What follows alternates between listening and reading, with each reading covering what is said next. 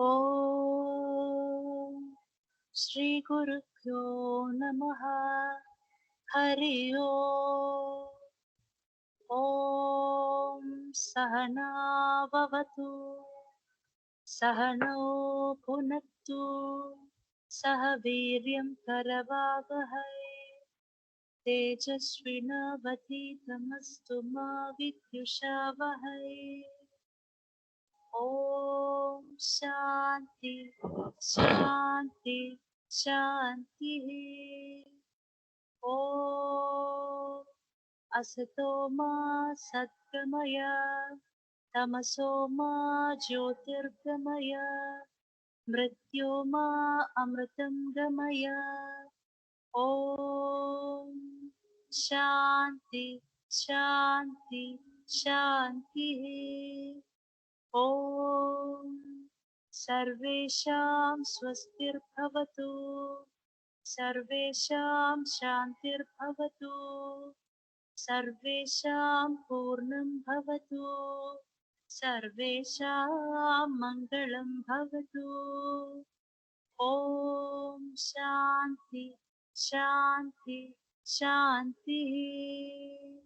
Om Lokaha Samastaha Sukhino Bhavantu. Lokaha Samastaha Sukhino Bhavantu. Lokaha Samastaha Sukhino Bhavantu. Om Shanti Shanti Shanti. Om Purnamada Purnamidam Purnat Purnamudachyate Purnasya Purnamadaya Purnameva Vasishyate. Om Shanti Shanti Shanti. Om Shri Guru Pyo Namaha Hari Om.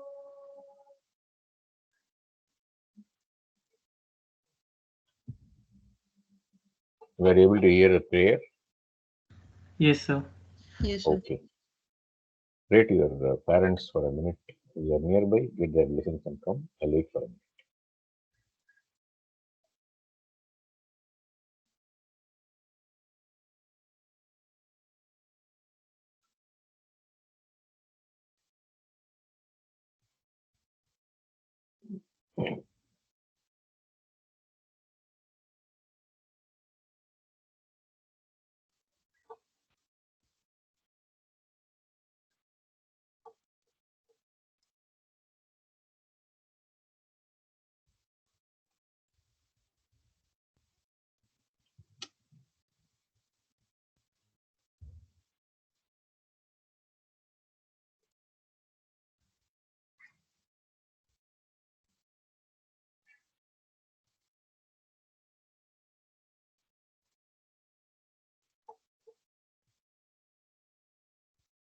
Thank you.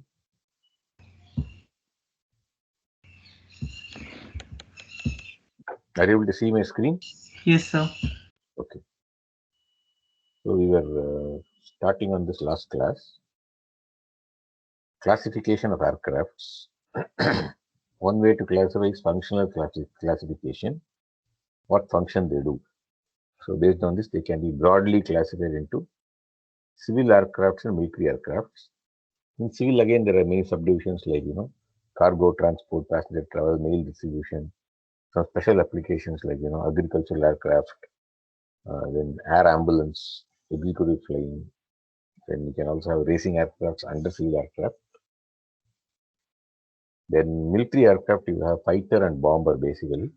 You may also have trainers and military transport aircrafts also. Okay. So fighters, you have again tactical fighters and interceptors. Bombers will have strategic and tactical bombers. Usually, tactical fighter. Now there are multi-role fighters also, which can do more than one role. So any of these, classifications were not very strict. But as we say, it's a broad classification. It is necessary. Okay. So otherwise, it will become extremely nebulous to find out. I mean, to have some kind of understanding. So we saw the requirements for civil transport aircraft. Basically, the requirements between passenger planes and cargo planes we saw. Again, very two broad classifications. Passenger planes should have high safety level, high payload carrying capacity, safety level because passengers need safety. Then comfort, economy in operation. Any civil aircraft you want to, reduce the amount of money involved, except probably in ambulance and other things. Okay. Then ability to fly in any weather, ability to use aerodromes of respective classes. The only difference in cargo planes is the safety level can be a little bit compromised here because in cargo planes only the pilot and the co-pilot or crew will be there, no passengers, and comfort level you can reduce a little bit because passengers are paying money, but the pilots don't pay any money. Okay, so these are the basic differences between the requirements for passenger planes and cargo planes. Then for bombers, you have strategic bomber and tactical bomber. Okay. Now here for strategic bombers, the range is large because you have to go to penetrate to the enemy territory, deep into the enemy territory, and come back safely. So long is more than 600 kilometers. And the range is more than 600 kilometers. I mean, you can't refuel once you enter enemy territory. Nobody is going to be kind to you. So then high load carrying capacity because you have to put as many bombs as possible in the event it's used. And high speed because you don't want to spend too much time over enemy airspace. Or there will be radars and any airplanes out to attack. Then of course high endurance in case you are waiting for the right time. You go there and something has not arrived. So you may have to wait for a few minutes. So you should have high endurance. High ceiling to evade escape from ground-based radar. So there are the RC, the radar cross section is one parameter. The distance from the radar is another parameter which will help you to evade detection. So high ceiling is necessary. Adequate fire protection because you'll be carrying so many inflammable items, bombs. In addition to fuel, you'll also be carrying ammunitions, which should actually easily catch fire. But you should make sure that they catch fire only under control. I mean, you want to control when they catch fire. Any doubt? Then tactical bombers, the range can be compromised a little bit because you will be engaging in the enemy mainly along the border. Okay. In the essential border or smaller area. The load carrying capacity also can be a little less. And if you exhaust your weapons, there's always another fighter to engage nearby, which can come to your aid. So it can be the load carrying capacity can be less. This will also help you in high maneuverability. You have low weight and you can actually maneuver better, which is of more advantage in combat. Then high speed, mainly to escape from enemy. So otherwise, the combat usually happens in the transonic region. Then of course, high ceiling to evade detection. If you are going to military, high endurance is there. Ability to fly in any weather, and the ability to use field aerodromes. They should have short takeoff and landing so that They can use aerodromes where there are, they don't know, where they will land. In the case of a military bomber, you are not planning to land in enemy territory. So you have the luxury of deciding which aerodrome you take off from. But in tactical bomber, after combat, you don't know how much fuel is remaining. You may have to land anywhere, the nearest aerodrome you may have to. So the ability to use field aerodromes, which means short takeoff and landing, is very essential for tactical fighters. If I have not given this as a requirement, then you have to include it as a requirement.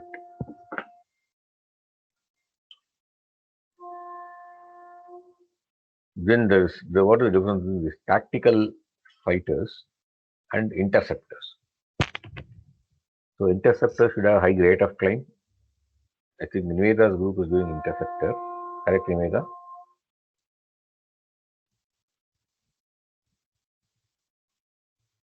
Which group is doing tactical fighter? Hello? So group 13. So group 13. Group 13. Group 13 is who? Interceptor or fight? Interceptor or tactical fighter? Tactical fighter. Tactical fighter. Okay. Yes, sir. So interceptor is which group? Sir, group 10. Group 10. Okay. So these are additional requirements. In case it's not given to you, you have to assume a reasonable number. Okay. So the tactical fighter typically should have high speed, which is 300 to 400 km per hour, in addition to contemporary bomber speeds. Because a bomber or the enemy strategic bomber may come to bomb your territory.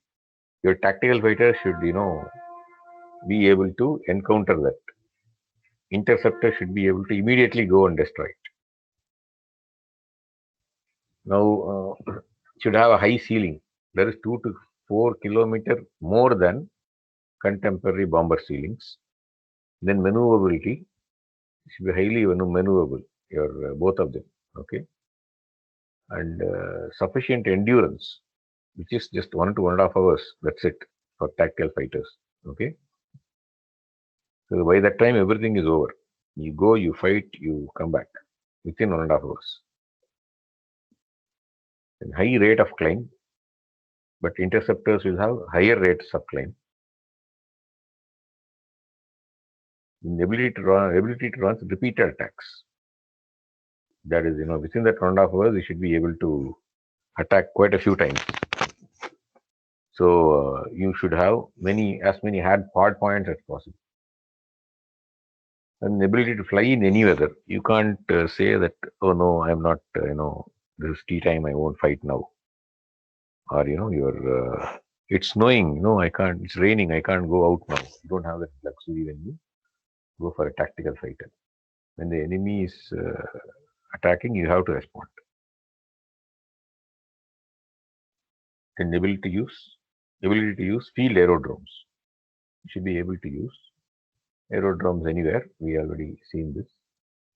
For interceptor, again, high rate of climb, but this is more important for interceptors. It should have higher rates of climb than tactical fighters. Same high ceiling is important because it is better to climb over the bomber which is flying. So 3 to 4 km over extra over contemporary bomber. They should have even higher speeds. Okay, it's 500 to 600 km over contemporary bomber speeds. Same high maneuverability is desirable. Endurance is not of a concern. It's very near. You detect some aircraft, you bomb it, and you come back. They're very specialized. Okay, if you don't use them, then it is a white elephant. But then you still need them if you want air superiority. That's why this defense budget, you can see it's increasing every year. Then ability to fly in any weather, of course. Then ability to fire powerful single volley at target. So the number of armaments is carry is only one, but accurately it should go and hit the target. That's it. Then mission over, it just comes back and lands. Then another interceptor may go. Okay. So this is one important difference between interceptor and tactical fighter. This will make a impact on the design also, how they look and how they function.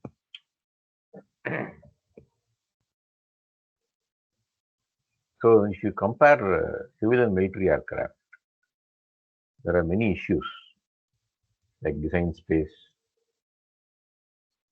Then to contain design space, like for which area are you designing? For civil, I can tell you, okay, we need to have this area. But for military, you don't know where the threat will come from. So it will be a broad geographical area. If you want to sell it to other countries, then it should be broader. And for certification, for civil it is FAR for US and DGCA for India. For military, it is MIL-SPECS, MIL for US. It is SEMILAC for India. One of your seniors, I think, is working in SEMILAC, if I'm not wrong. Rajesh sir has the data. 2015 batch senior. I heard he is working in SEMILAC. I'm not sure about that, but I don't know where he is now, but he was working at least. Now, safety issues are uncompromised in civil aircraft. You have to have as much safety as possible. You cannot eject everybody.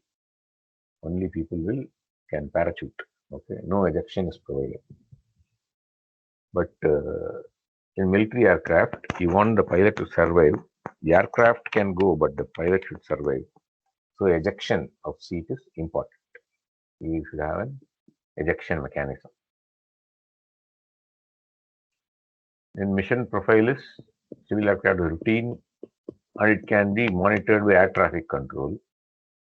Then military aircraft may enter unknown territory also, so could be unmonitored. And mission profile, we are not sure. As situation demands, your mission profile may vary here and there. In flight performance, for civil, you don't want to put the passengers through large G forces and undue force. Some of them may have some health issues also. So it's you have gentle maneuvers and almost steady state operation and scheduled operations. You don't want to surprise them. But this is opposite in military aircraft. It's a large variation in speed and altitude. The pilot is free to change briefing schedule, and you will have extreme maneuvers because you want outwit the enemy. Then flight speed may be subsonic for most civil aircraft and scheduled, but there may be some aircraft which are in the supersonic area of passengers, but they are not operational anymore. There are no commercial airliners which are transonic, like 0.8, 0.9, 0.95, 0.98 recently, okay, without crossing the sonic barrier.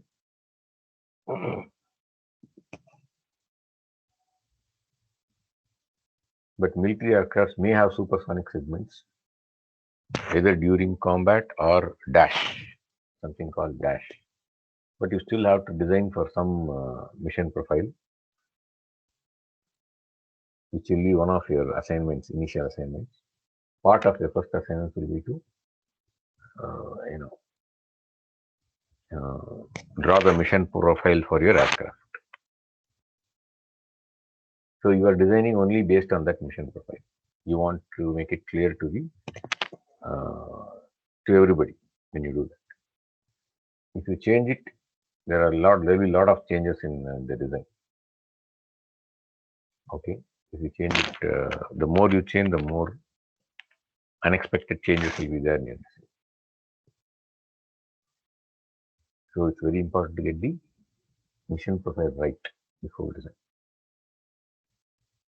Right now, even if you are designing a military aircraft, you design it only for a specific mission profile. I don't want it designed for multiple design mission profiles and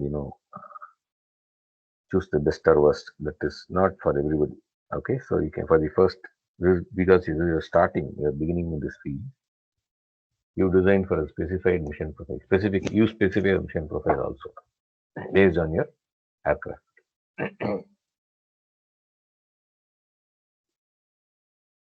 Then engine performance. There is no afterburner. Then throttle dependency is set in engine for civil aircraft. Whereas in military aircraft, you don't know how you use the throttle. Then you generally have an afterburner to provide additional thrust, especially for short takeoff and landing or during your supersonic segment when you want additional thrust to overcome the extra drag during supersonic. As you know, the drag comes due to the shock waves, additional drag, wave drag. Then field performance. Civil aircrafts use mostly metal runways, generally with ATC support. Military aircraft use different surfaces with restricted lengths, so you have more. You have to be more stringent in the takeoff and landing design. Air traffic control is available only in some areas. Then systems architecture is moderately complex. High redundancies, which means if one fails, there will be another system to take over and land it safely. You won't feel that you are threatened. So the threat analysis from enemy aircraft is very less it's not done for civil aircraft. Whereas for military aircraft, the system architecture is very complex and you don't want to carry more than what's necessary. Lower levels of safety, so lower redundancies. And you have to do a SWOT analysis and you have to get how much of threat is there in what area, in which mission. All these you have to evaluate before going on mission. Then environmental issues are strictly regulated for civils. They specify what fuel you should use. Okay, then there's a minimum standard for everything. Legal minimum standards for environmental issues. But in military aircraft, you just look at performance. As I told you, environment issues become secondary in military aircraft design. Then in peacetime operation restricted zones, you may have this slight environmental issues into consideration. When it's peacetime and the zones are restricted. And maintainability, both of them should have high reliability. There is no compromise in that. But the civil aircraft can be designed to lower the maintenance costs. But in military aircraft, even if maintenance cost is higher, you are willing to pay for that extra performance. Okay, because here the safety of a nation is at stake. So you don't compromise on that. And ground handling, so that is when the airplane is on the ground, what kind of equipments you need, how many staff you need. Okay. So there are standard equipments for civil aircraft. So you don't have to, manufacture new equipments for civil aircraft. With the existing equipment itself, you should be able to do the ground handling. But in military, because you want higher performance, you may have to even design new ground support equipment, so it may become more complex. Then economics, you are minimizing direct operating costs. Direct operating cost, we'll see what it's later, but it's called DOC. Then cash flow back through revenue earned. So if you reduce the operating cost, you already have invested initially. Okay. Then while operating the aeroplane, you incur some costs. So you should have a revenue policy. Like, you should estimate what is the volume of passengers during this season of the year, that season of the year. So fly more planes during that season, have less planes during another season. Then there is no revenue. So overall, you have to make sure you make a profit. In addition to make a profit, you try to minimize this operating cost. You don't have flights which fly every day during off season, or you don't have 10 flights in a day in off season. Things like that you have to be very careful. But in military aircraft, nobody is going to pay you for using it. What you can minimize is life cycle cost. This overall throughout the life cycle, or what is the cost that you can try to minimize. So minimizing life cycle cost is more important for military aircraft. The training for civil aircraft is routine. That is, if you know one, you can easily learn another aircraft. This one, of course, you have to train yourself for another aircraft flying, but you can quickly adapt yourself. There are some common standards, so you can quickly adapt yourself. Okay.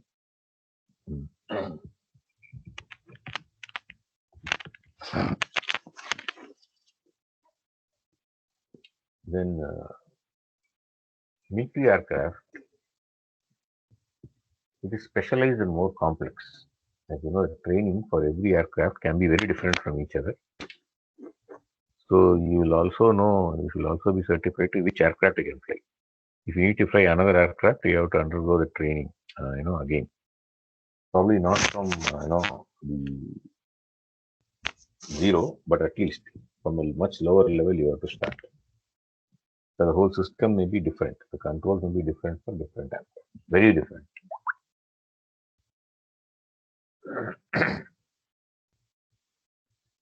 Then we'll come to the other kind of classification. Civil and military is one classification. Another kind of classification is based on the number of engines or number of power plants you have. So you can have single engine, twin engine, and multi engine based on number of engines. Oh, sorry, the classification based on types of engine you can have. An aircraft is piston engine aircraft, turboprop, turbojet, ramjet, or rocket engine, or scramjet. Or based on number of engines you can have. Single engine aircraft, twin engine aircraft, multi engine aircraft, and so on and so forth. The examples are given here, you can go through later. You can classify them based on location of power plant. So you have A, B, C, D, E. Okay. In A, you have a propeller on the nose of the aircraft. It tends to make the aircraft a little bit unstable. You have the propeller behind, it will be slightly tends to make it more stable. Okay, the propeller in the front tends to move the center of pressure forward. Propeller at the back tends to move it backward. So first one is in the nose.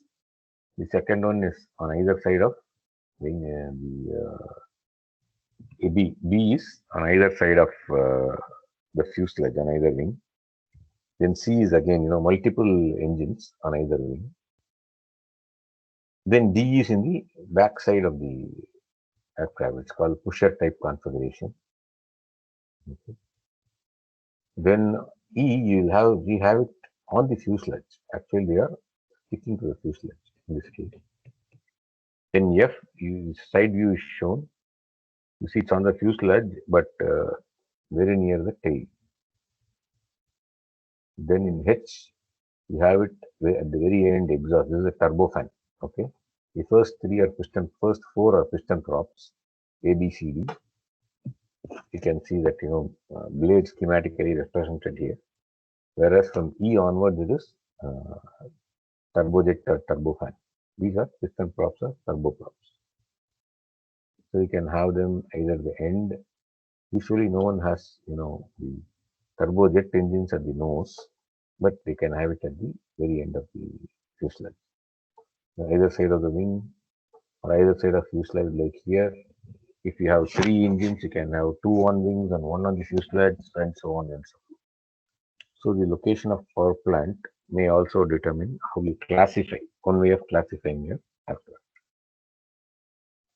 Then based on configurations, you can classify. For example, this A, B,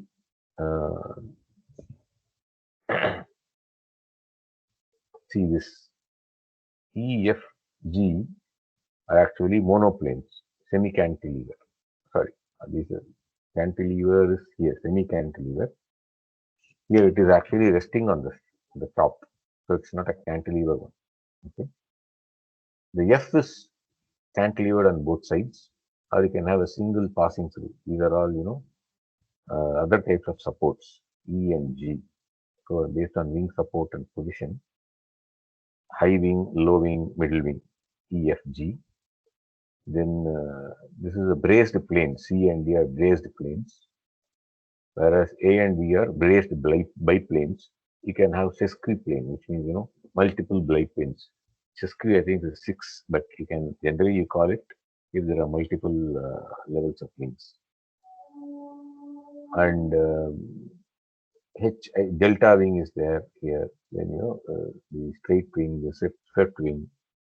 So you can base on shape and position of wing. Sir, Okay. Yeah. sir, 1 second, sir. Are you, only now Who is you are this? changing the slide, sir. No, I changed it quite some time back. Who is it? Sir, Sanjay, sir. For a long time, the slide was in the classification of civil and military aircraft, sir. No, sir, it's changing for us. See, I have seen this for some persons. Their internet bandwidth may have some problem. Okay. Who is this? Sanjay Raghavendra? Hello? Sir, Sanjeev. Sanjay. Sanjeev. Now Sanjeev. change, sir. Now change, Yeah, sir. yeah, yeah. See, sometimes this internet speeds are varying from place to place, time to time, Yes, sir. and bandwidth also matters. So I have encountered this in our other classes also. What you do is you get hold of the slides and go through Okay, them. okay, sir. Hmm? Okay, sir. Because if others are getting it, then it is not the problem here at another end. But if only you are having the problem, it may be a problem in the internet connection in your end. Problem means it's a temporary issue. There may be high bandwidth from other users near your area. So the bandwidth you will get may be small for that time.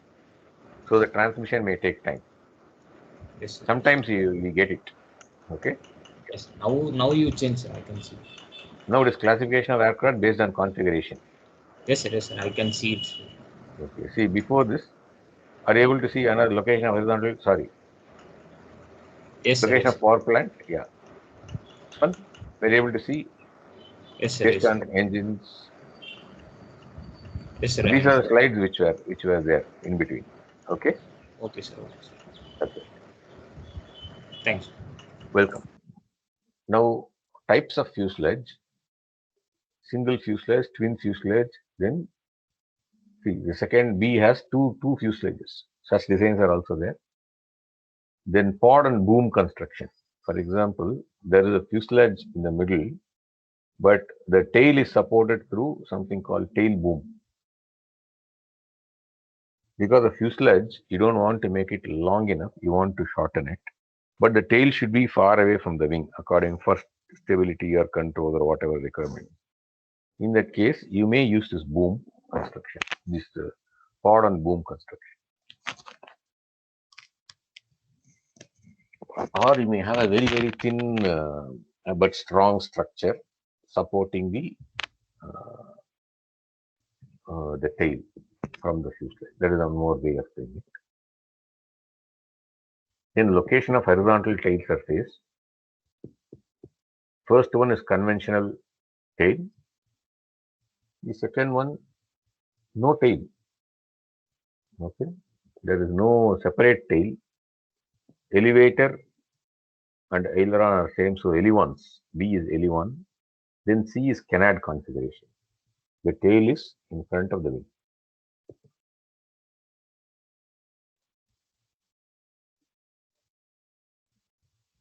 Then you can have Unmanned aerial vehicles also, they are becoming more popular nowadays.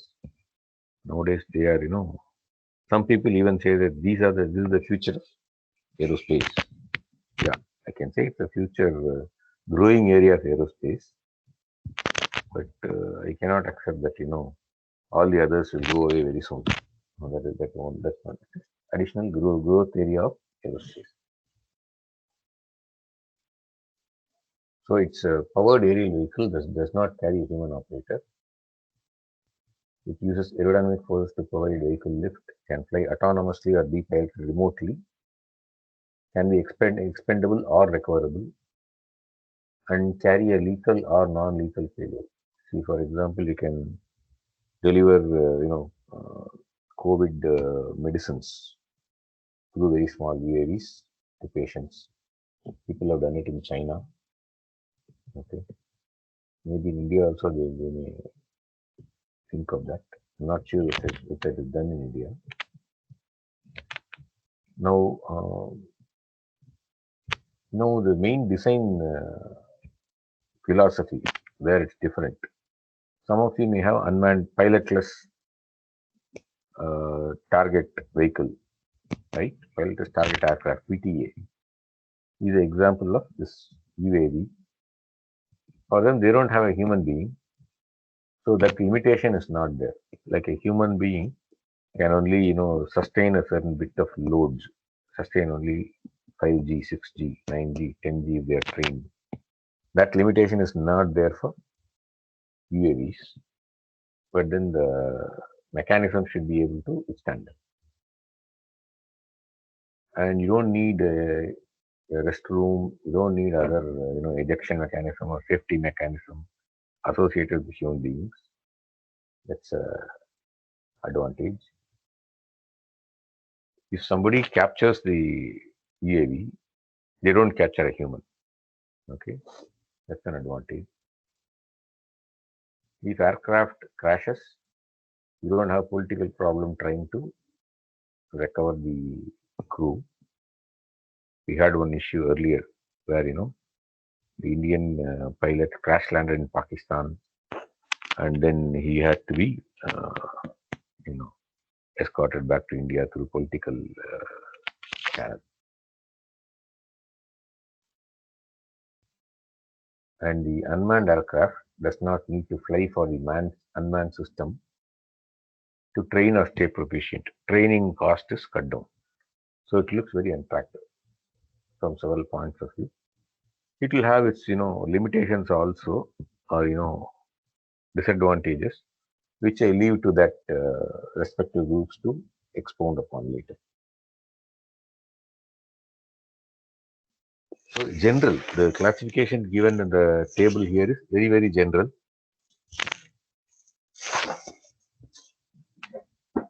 Cruise missiles are also unmanned aircraft. Usually they are more than 1,000 pounds. Theater ISR, tactical ISR. What is ISR?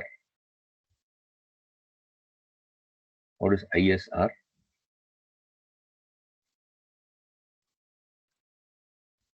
These are, these are terms used in the military area.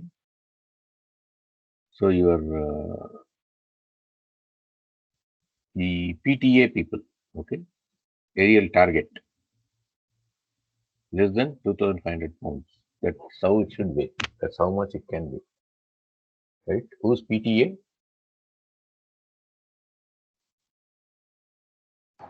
Group 2, sir. Group 2. What is ISR?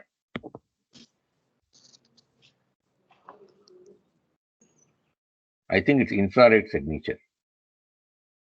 I'm not sure. You find out and tell me this group during the presentation. Okay. Okay, sir. So tactical ISR is less than 2,000 pounds. Then theater means it is going for a longer thing like your strategic bomber kind. So this is greater than 2,000 pounds. None of these weight classes very strict actually. Micro UAVs you call, which weigh only a few pounds. You may use it for spying purpose, espionage purpose, like a bird or like an insect. Sir, I think the SR is for surveillance and rescue. I'm not sure about what I. Okay. Sir, Okay. ISR is intelligence, surveillance, and Yeah, reconnaissance. intelligence. Oh, fantastic. Reconnaissance. Reconnaissance or rescue?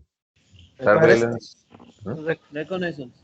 Reconnaissance. Fantastic. Intelligence, surveillance, and reconnaissance. Okay. That is again for spying purpose. So you don't really bomb anyone by that, but you get information. Recently captured some. There was news that Indian Army captured some UAVs from Pakistan, which were hovering over Indian territory. So these are very difficult to actually detect because of the small size. If you make them fly along with a flock of birds, you may never know the difference. Okay? Then unmanned aerial vehicle, you have this what India has developed in the past. Okay? We have some three examples here. Rustom H, which is I want you to get more details, the respective groups. You can include in the presentation, but subject to the restricted time. If it's relevant to you, you explain this. DRDO Lakshya and DRDO RO1. What is UCAV? Combat vehicle. Correct. Combat air vehicle. So you can engage a fighter aircraft with this instead of risking a human inside. Okay? Unmanned combat air vehicle.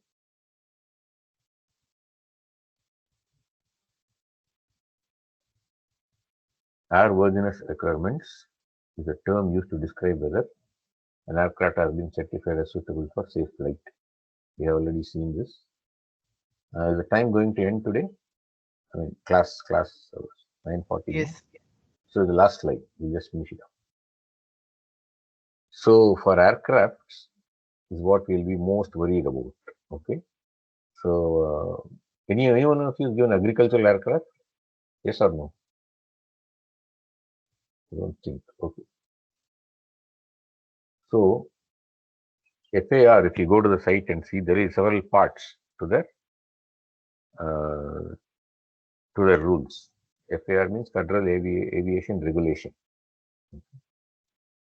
The part 23 is very important for all aircrafts. Okay. Then even for normal aircraft, part 23 is very important. For transport aircraft, civil transport, like cargo and everything, FAR part 25 is important. The engine, propeller, and noise, etc. in your design, you just know what it is, but you may not apply in your design.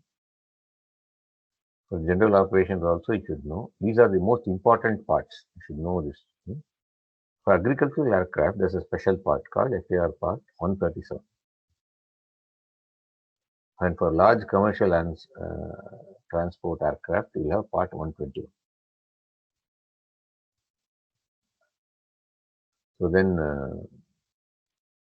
aircraft types, so maximum takeoff weight, number of engines, type of engine, flight crew, cabin crew, maximum number of occupants, maximum operating altitude, all these are given for general, normal, and transport. Look at the cabin crew. It may be and flight crew for passenger aircraft. For general, there is only one flight, one pilot. Normally, there may be two. Transport, there will be two. So for normal aircraft up to 19 passengers, you don't have to have any cabin crew.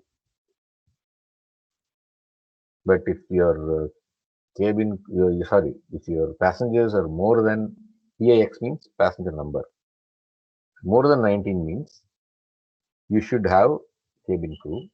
How many for how many number will be given to you later. Okay. Okay. So we'll end this today. Sorry, it took a little bit longer than usual. You can stop the recording. I will take the attendance today.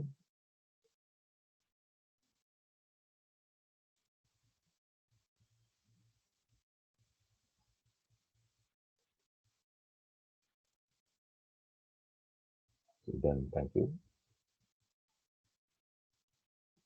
So thank you. Shall we end the meeting? Yes, sir. Thank you, sir. Okay, stop recording. Stop recording before you end the meeting.